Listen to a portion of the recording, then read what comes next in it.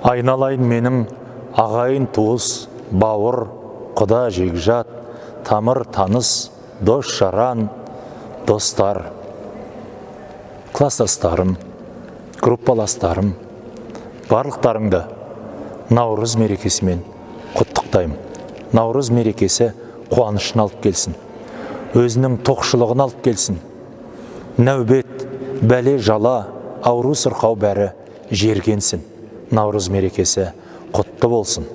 Ал әлеумет қолың жай. Ұлыс оң болсын, ақ мол болсын. Қайда барсаң жол болсын. Ұлыс бақты болсын, төрттілік ақты болсын.